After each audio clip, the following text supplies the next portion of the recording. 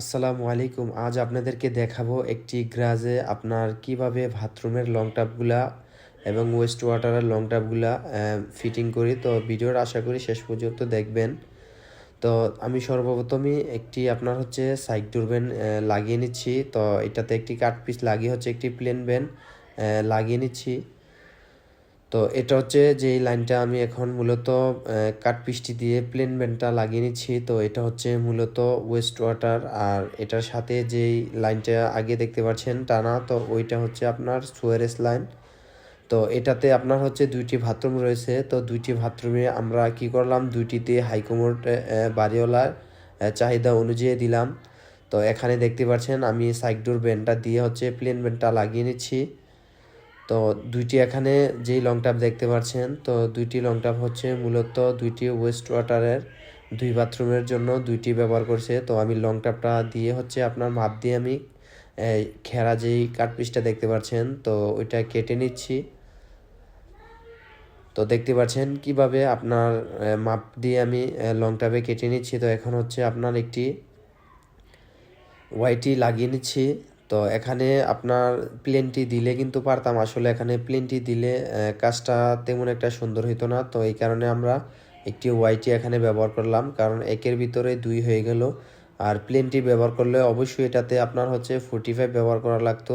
তো আমরা ওয়াইটি ব্যবহার করে নিলাম। তো এখন হচ্ছে আপনার একটি কাট পিস দিয়ে আমরা 4 ইঞ্চি ওয়াইটিটা লাগিয়ে নিচ্ছি। তো দেখতে থাকেন ভিডিওটা কিভাবে আমরা 4 ইঞ্চি বাথরুমের লং টাবগুলো ফিটিং করি।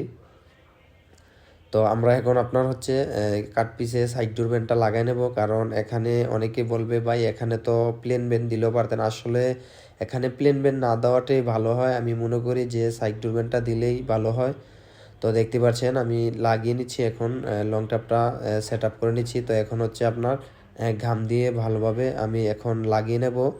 তো একটা বিষয় খেয়াল রাখবেন, সব সময় ভালোভাবে আপনার ঘাম দিয়ে লং টাবগুলো লাগাতে হয়, না হয় আপনার লিকুইড করার চান্সটা একটু বেশি থাকে। তো দেখতে পাচ্ছেন কিভাবে লাগিয়ে নিলাম লং টাবটা। তো এখন হচ্ছে আপনার আরেকটি ওয়েস্ট ওয়াটারের লং টাব লাগিয়ে নিচ্ছি। তো এটাও আপনার লং টাব ধরে আমরা কাট পিসটি কেটে নিচ্ছি।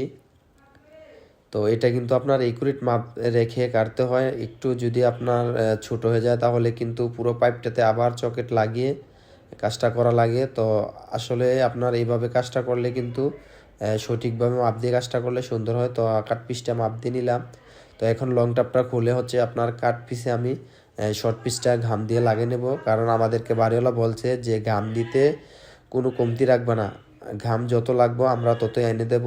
তো ভারীওয়ালা যত আমাদেরকে এত উৎস দিচ্ছে, তো আমাদের তো কোনো সমস্যা নাই ঘাম দিতে। তো দেখতে পাচ্ছেন আমরা ঘাম দিয়ে আমরা সাইড ডোর ভ্যানটা কাট পিসটিয়ে লাগিয়ে নিলাম। তো এখন হচ্ছে লং টাপটা আমরা ঘাম দিয়ে ভালোভাবে লাগিয়ে নিচ্ছি।